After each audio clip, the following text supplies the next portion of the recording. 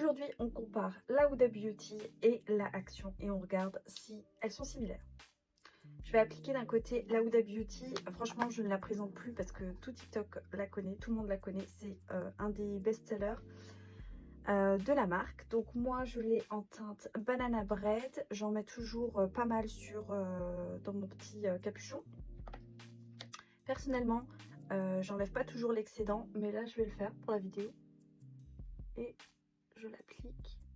Donc, comme on peut le voir sur mon front, elle matifie plutôt bien. Moi, j'ai la peau quand même qui est plutôt grasse, donc j'adore cette poudre. Je vais faire la moitié de mon visage pour voir avec l'autre côté ce que ça rend.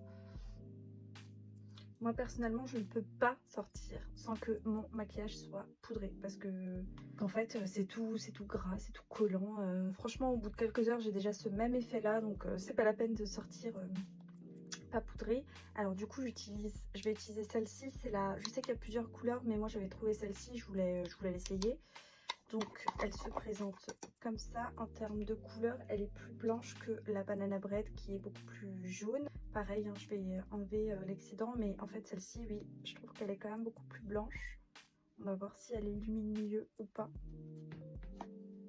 Pareil, hein, j'enlève l'excédent sur ma main.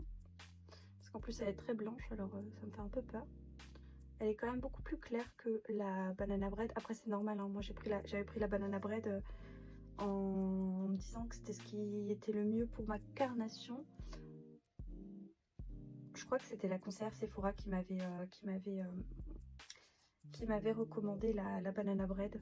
Franchement, elle matifie pas mal aussi. Elle est moins fine sur la peau, je trouve. Donc elle a tendance à un peu plus marquer. Mais franchement, c'est pas trop mal. Ce côté-là est quand même un peu plus blanc et donc je dirais quand même un peu plus terne que ce côté-ci. Parce que ça vient principalement de la couleur et pas forcément de la poudre. Je trouve que c'est pas une cata, j'aime bien.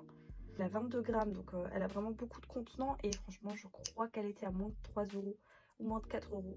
Donc je trouve qu'elle fait le taf pour le prix. Après la Huda Beauty pour moi ça reste la meilleure. Avec la Laura Mercier, je l'adore aussi.